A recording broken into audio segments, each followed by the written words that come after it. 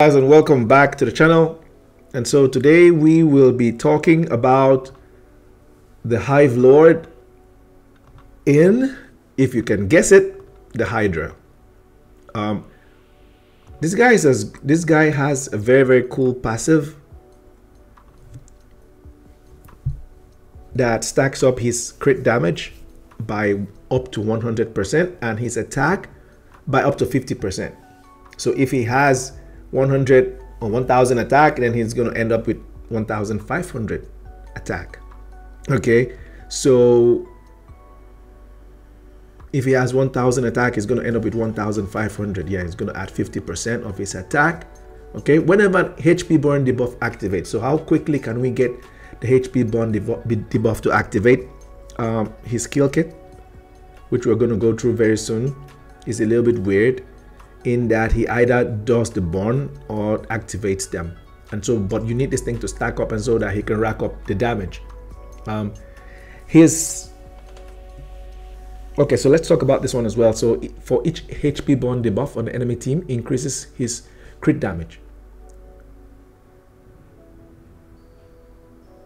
So what I don't understand is if some other champion, okay, if this is done by him or if this is done by some other champion. Because I previously used Cecilia in my Hydra team, and I know what that damage, I know how the damage was, and so I'm going to compare it with what happens today. Hopefully I can, at the end of today I can get a clearer picture. If maybe, because look at each time this champion places the HP burn debuff, it decreases the target's defense. But what if, what if this is not by him? I don't, sometimes they like try to do these wordings and they get very vague. It's so confusing and upsetting because you don't exactly know what's going on. I haven't booked this champion yet. I do have quite a few books, but especially the ignore resist part, I would like to book for the extra damage, but come on, his main damage is going to be from HP burns. I don't think I'm going to do enough damage like to affect this dude, whatsoever. So his A1 is actually very good, has a very good multiplier. The A1 has a very good multiplier. It's 3.7 times attack. Okay, it's based on attack. And the A2 attacks all enemies before attacking, places a 50% increased attack debuff on everyone for 2 turns on a 3-turn cooldown. Then increases the duration of all enemy debuffs by 1 turn. So if we put out poisons, if we put out HP burns, he's going to increase it by 1 turn before he activates it. I mean, it's fantastic, really. And we haven't booked him either. And this is 3.2 times attack. So this is very good. Like, I could book it and increase the damage, but I assume that most of us that have it might have this guy, might not want to book him because literally, dude, you're not using this guy in arena like that. Okay, especially you're not going to use this form in arena, you're going to use the other form. So I was actually thinking of booking the alternate form. So let's just go through with A3. Okay, so the A3 has a multiplier of 3.5 times the attack, and this is not, well, this is, I don't know, this is okay because it's just literally doing HP burns. So in PvP, you're not going to be using this form. Okay, this form is good for long fights. Okay, it just reminds me of Varl, which I think, let's see, where is that dude? Night Revenants. Orcs is an orc. Yeah, Varl's an orc. Okay, so this dude has a weird passive as well. Increases his attack by 10% each time there is a skill, like the A2 and the A3. Okay, and it stacks up to 100%. So his attack skill goes to 100%. So this is good. Build him with high crit damage, lower the attack, and then the attack is going to double up. Like if you build him, let's make it realistic. I use 1000 attack for the HiveLord. Let's assume it's 5000 attack. Dude is going to end up with 10,000. Right? It's going to be smacking like hell. So you're going to build up his crit damage. Okay, and then you're going to use like an increased crit damage buff on the guy with someone like Cardiel or whoever. Okay, if you can get it, I mean, that's great. Okay, so That's like going to be like an extra 30 crit damage, but then the attack on him is going to, you know, grow exponentially. And even if you give him an increased attack buff, I mean, still fine, but it's going to grow the longer the fight goes. But someone like Varl can quickly hit that, you know, maxed and start dealing some crazy damage. But for him, this might take a while. Why? Because of this skill. This is the HP burn skill. He attacks everyone and activates HP burn debuffs. But what if the enemy is not under HP burn debuffs? Okay, then he's going to place HP burn debuff on them for 2 turns, and then he's going to go and extend it. Okay, so by the time he comes to extend it, it's going to be back to 1 turn.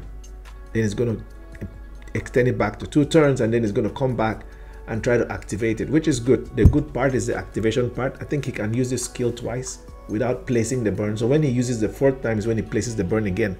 I mean, it's not exactly ideal, but then again, look at this. Each time he places it, it decreases the target's defense. The trouble with this is,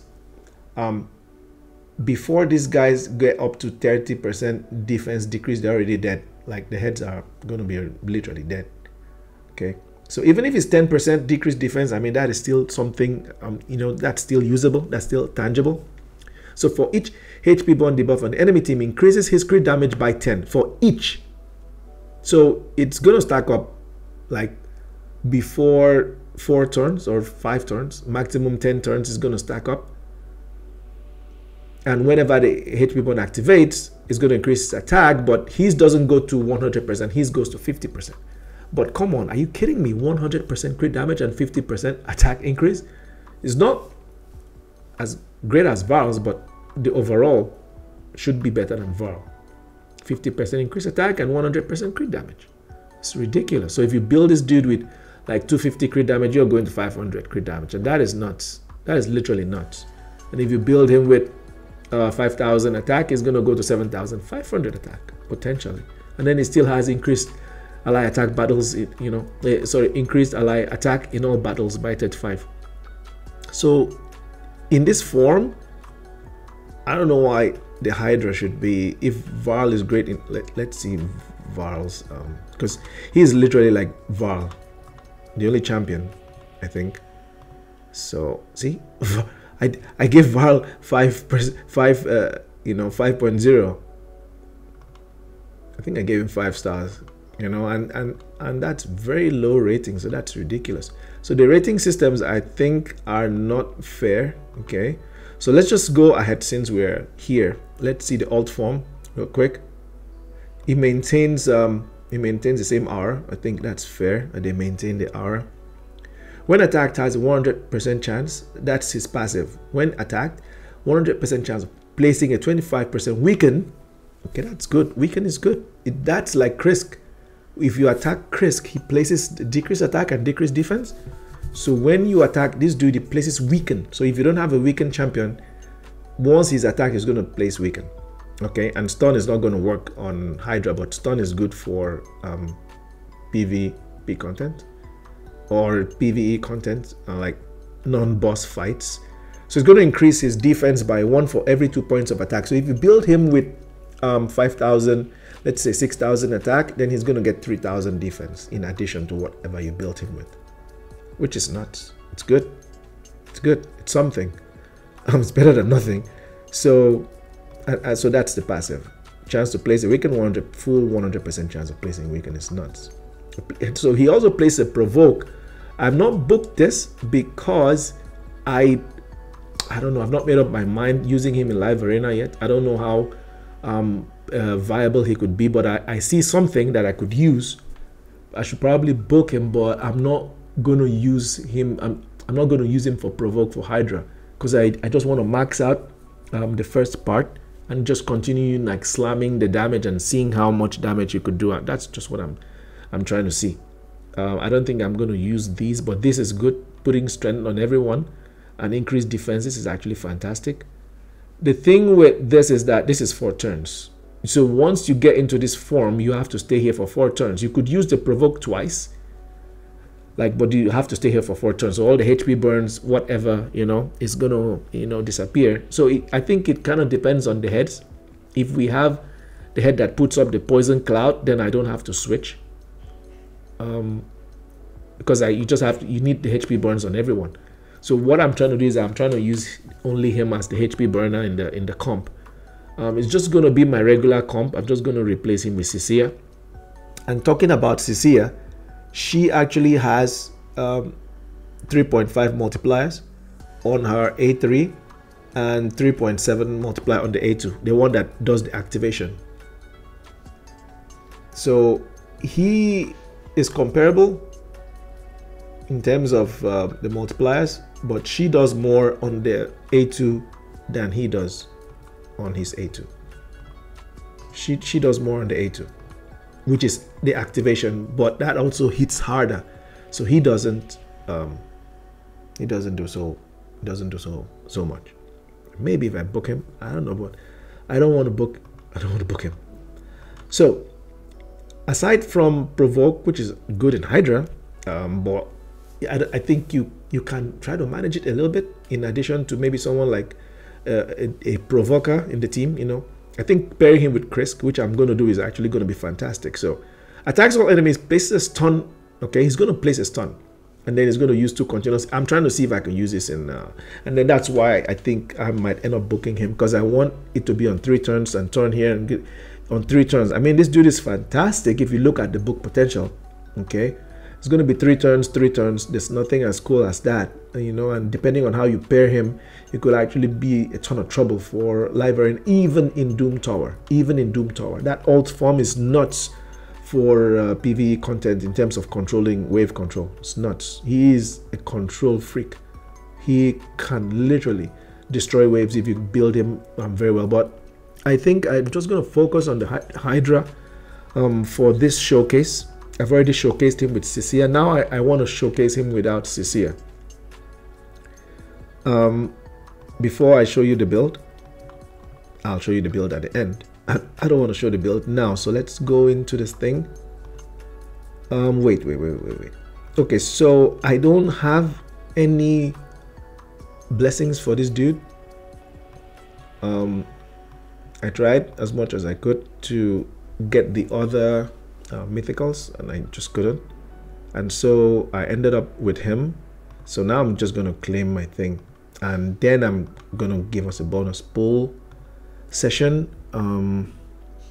I think I'm just gonna claim everything and try to pull. It's ridiculous though. I really don't want to, but yeah, I just have to pull everything.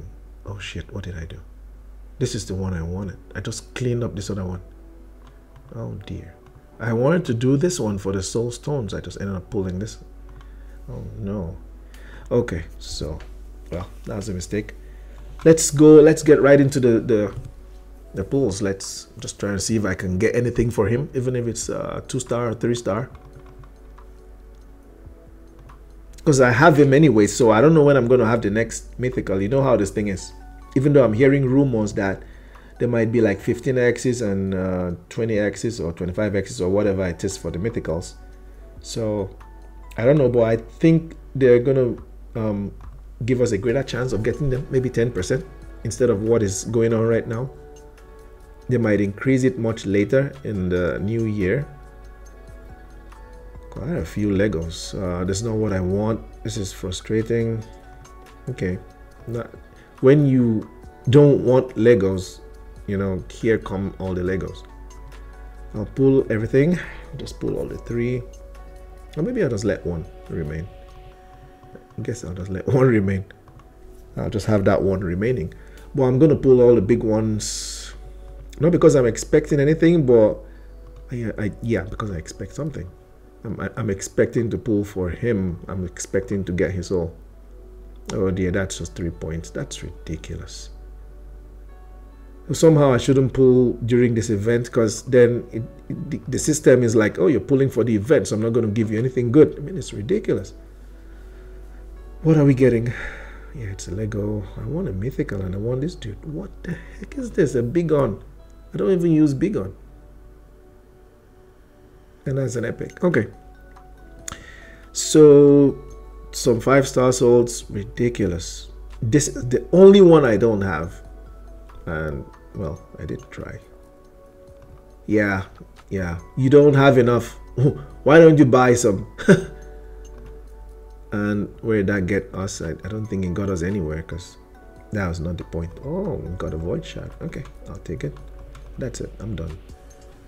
I'm not gonna try to do anything else extra, and we're gonna go straight into Hydra. Let's see what's going on.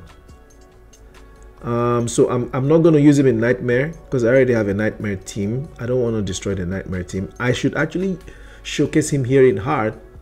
I think the showcase should actually be here. But let's see how Brutal goes. Yeah, so this is the last team, which I'm gonna add. I'm gonna append this one to that other video. So but now I need to take out Cecilia, because I was trying to see how, you know, maybe she also puts in burns and activates and then his thing goes up, but I was looking at the damage and it just wasn't anything. So either there is a bug there or there was something wrong. But again, that team wasn't complete because I didn't have any, like, Krisk was the only one trying to push everyone, and Krisk is my mischief tank, and so it's not fair on him because he has to be the slowest. So it's literally not fair. It's not fair on him. So what I could do now is I could make him to be the lead. But then we're not going to be going as quick as I would want, you know, because if you cycle your thing faster for Hydra, then you get more damage racked in. That's basically Hydra. The faster you are with cycling your skills, the quicker he's going to be. So that's Cardiel. He's running real quick. That's Krisk, 196, fair enough. That's Mithrala, like same thing, same build, same speed. Then this is our guy. Okay, I already set his thing, like, don't go into the other mode. I don't need you going into the other mode. Like, prioritize this. Okay, he's on Relentless, so he should be able to. And I think I had a refresh accessory that has not, that is not going to affect, you know, the. So Marshall has to prioritize his skill. This has to be the priority. Okay, increase speed and increase crit. More the increased speed, because Cardiel also does the increased crit damage. Okay, so he heals with this as well because he goes with everyone, and you know his A1 heals. So Mithrala is going to prioritize the cleansing and the shields, and then he just does his thing. She does her thing, and Shamil is going to do his thing as well. So yeah, that's it. I would literally, I don't want to prioritize this as a second one because I like the fact that he attacks everyone with this skill. So this is just the first choice. I don't want to, you know, prioritize anything else. And the reason why they're on 30%, sorry, is because of Cardiel. Cardiel gives the increased crit rate. Okay, and the good thing is that he also brings in an increased attack, which is phenomenal. So he's increased crit damage might be redundant, might be okay, but I don't think we're going to miss out on increased crit rate unless it is stolen, which Krisk, and that's why Krisk is there. So hopefully Krisk can do a good job on that. And with that, hoping that everyone can speed up a little bit and, you know, take a turn and leave their buffs behind. Oh my god. Oh dear. Okay, so we're back again, and let's see how this goes. We don't have Hex on everyone. Oh, okay, we do. So, oh, the ally attack provided us with Hex initially. Oh, no, that was Krisk. That was Krisk. Wait, we have only HP burn on two dudes? Yeah, that's not gonna work. We only have HP burn on 2 dudes. That first run was fantastic. I don't know what's going on with this run. This run is not starting out good. So we need HP burn on at least 3 heads. Wow. This is really frustrating. I was thinking this will be a lot more fun.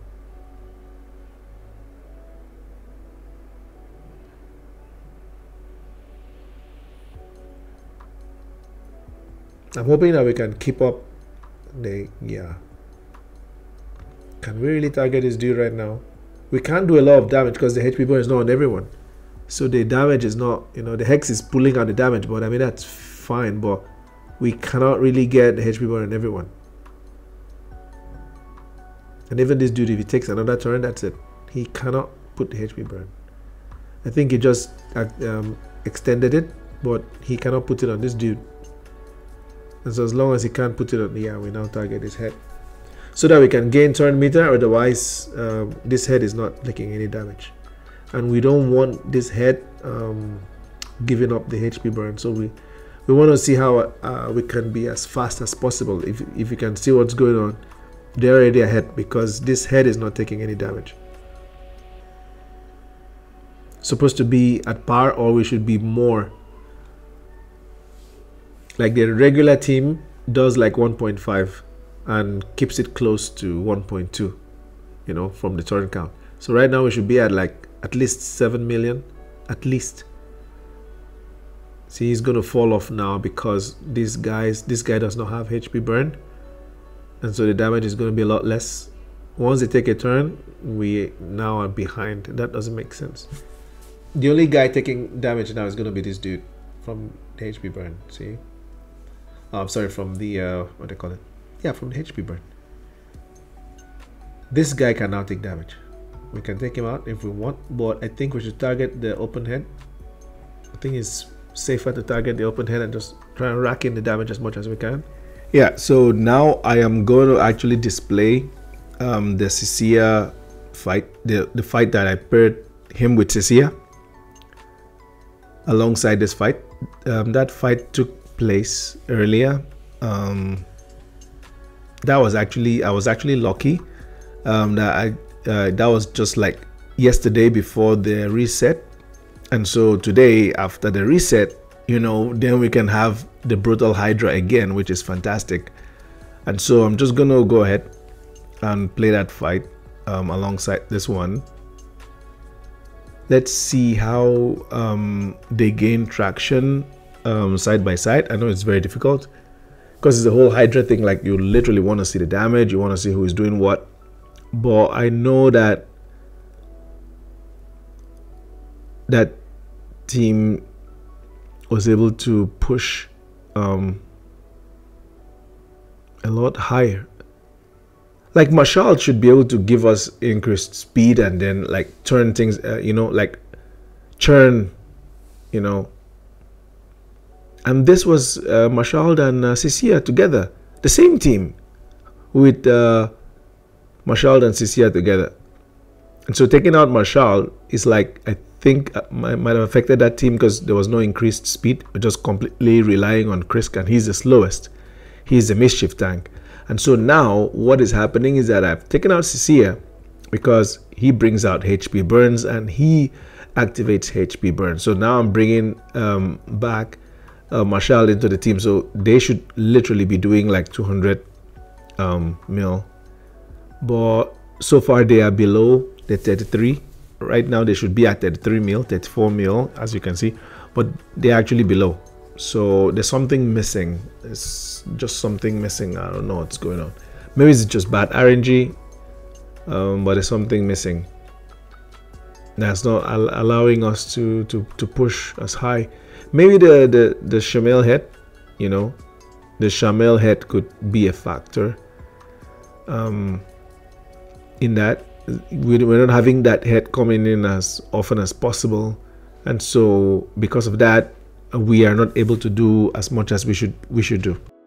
Yeah, and when I said it, Shamel head, I actually mean the head of torment, like the fear head, the head that gives everyone fear, that Shamel uses to gain a lot of turn meter. So that head actually gives you turn meter. If you don't have a champion that gives you turn meter, that head actually gives you turn meter. So if you keep on having that head a lot of the time, you're gonna get a ton of turn meter if you have Shamel in the team. And so that's what I'm actually counting on, you know. That's what I'm counting on. We need that head to come in a little bit more often. Not the head of decay, but head of torment.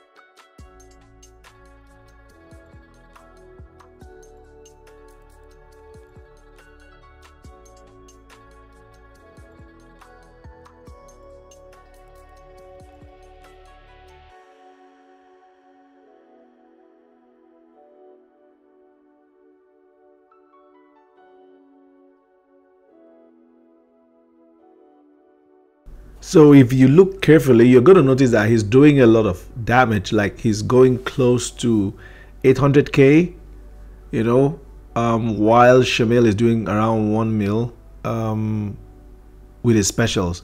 So the thing is, he's not doing, like, Varl is not doing enough, in my opinion. But he's there, he's coping, he's trying.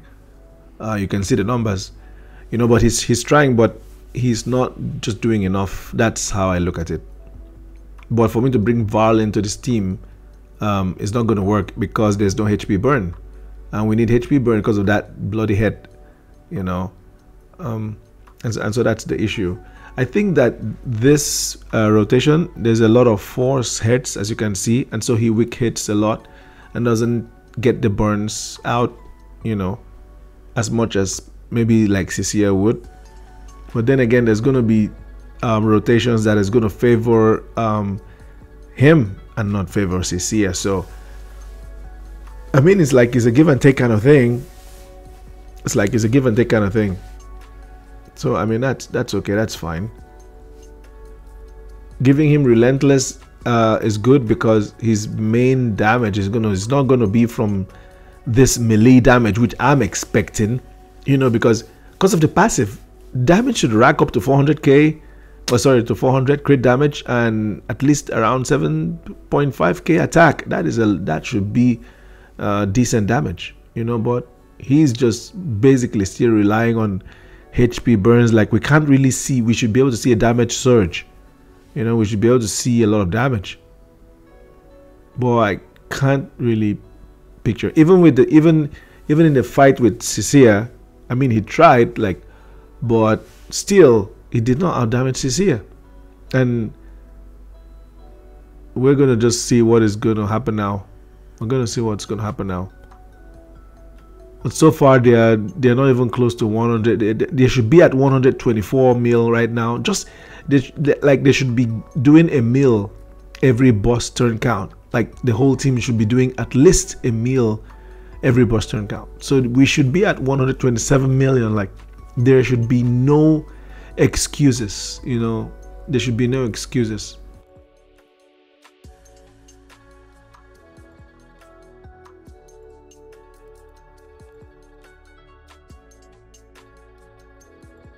So my nightmare team actually keeps up with the boss turn count.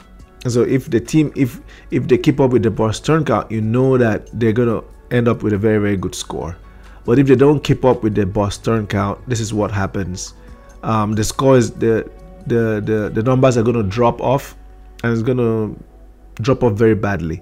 Like right now, they should be getting close to 250 mil if in total they're going to be following the boss turn count. It should be nothing less than 250 mil and getting close to 300 mil, you know, but they just cannot do it. They should be able to do it. So there's something off. Either that or the RNG is just horrible this term.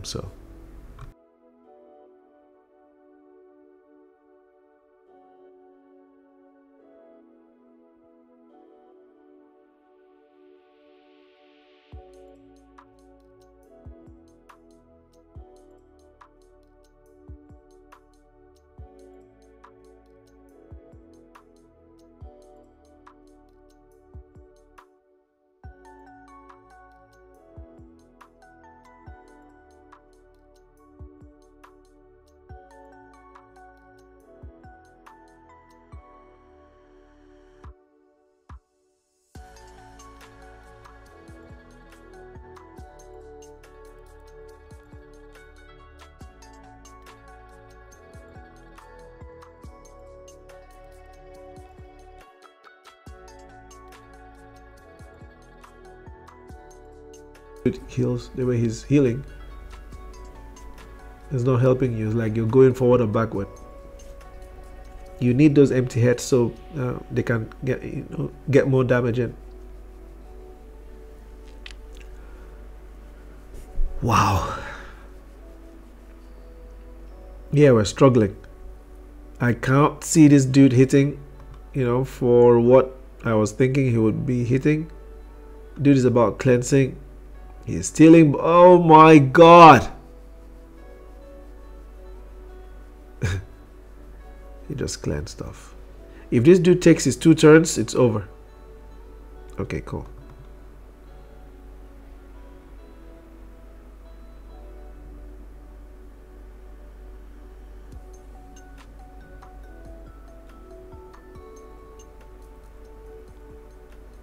Okay, let's just target this other dude.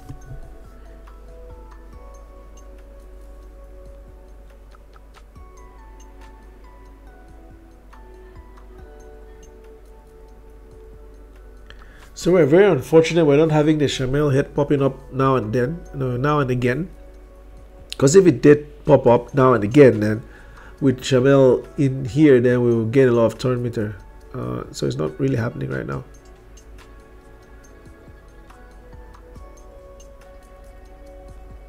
It's going to cleanse again very soon if we cannot take it out. So the thing I'm seeing is that we're having a lot of trouble like taking out these things. You know, like Cecilia would drop the HP burns, and then when she comes back, she explodes them on all of these dudes. But this guy, if he weak hit and he didn't drop the HP burn, when he comes back, he tries it again. This is nasty. This is just nasty. And if you don't target him, he could literally, you know, if you don't target him, he could literally destroy you. He could go 2 turns and that's the end. Okay, so that was good. Now we need like an ally attack or something. Oh fuck. Oh, I don't see this guy hitting anything. This guy is messed up in Hydra. It didn't work for me. I have to end the run. I have to end and see what's going on. There's no need to keep going. He's done well. To be fair to him, he has actually kept up, but they didn't do as much damage as they should. Even Mitrala with Hex is like 18. So what is that? Krisk is also on Hex. Okay. So this is, I think this is a much better showing from him. He's actually keeping up with Shamel, but he should be doing more than Shamel, for goodness sakes. He should be doing more than Shamel. He's doing more, a little bit more than Marshall. Like, I had to build resistance to Marshall. I'm not very, I don't know what to say. Like, should I wait, you know, for how many turns? Should I wait into the last minutes of the fight? I feel like I should showcase him with someone that can literally take us to the end of the fight, and so we know. But are you telling me that this dude has not maxed out? Are you telling me that this dude has not maxed out? For each HP burn, increases his crit damage by 10. Oh my goodness. Are you telling me that this didn't max out 10 times? For each HP burn. Whenever an enemy HP burn debuff activates, increases his attack. Are you telling me that the HP burn didn't activate up to 10 times? Oh, come on, give me a break. That's ridiculous. So his total stats for Hydra, just look at this. Are you telling me that we couldn't have had at least 7.5 attack and 400 crit damage? Are you telling me that we couldn't have had that? Because Cardiel is giving increased crit rate. Cardiel is clearly, and Cardiel is very fast. It's like 350 speed. So the increased crit rate was always there. So he has increased crit rate. He even has increased crit damage. You know, he even has increased crit damage for both Cardiel and Marshall. So he's at 300 crit damage. 300 with the increased crit damage. And then from the passive, at least it should be at 530 crit damage. At least. I don't see, you know, someone that I don't see. Attacks all enemies with a 3.5 attack. Attacks all enemies. Jesus Christ, man. Attacks all enemies again. The increased attack is redundant because of Mithrala. But come on, are you kidding me right now?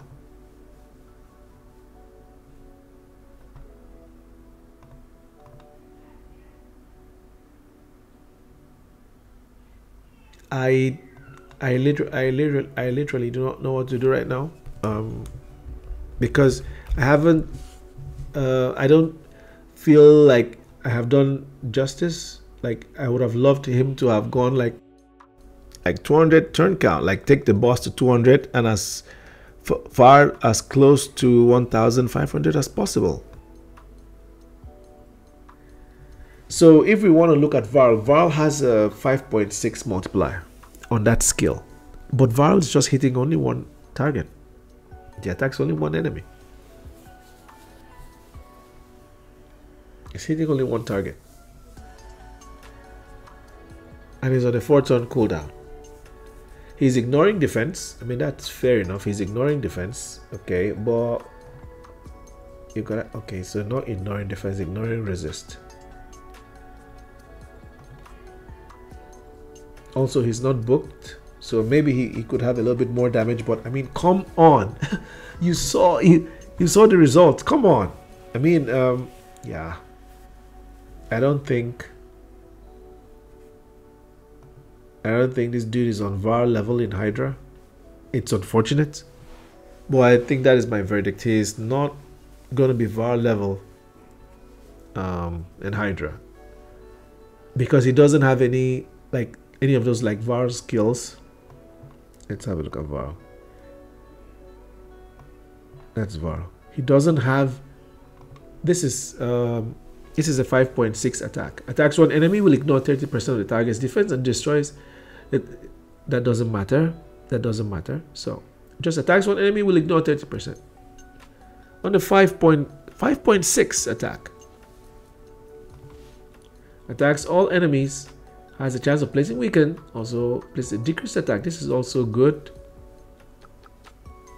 It's conditional. If they don't have the weaken, they don't have the decreased attack. But if they have weaken, then they might have the decreased attack. 50% chance.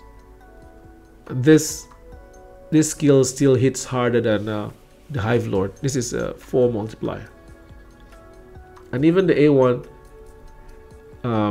is a 3.8.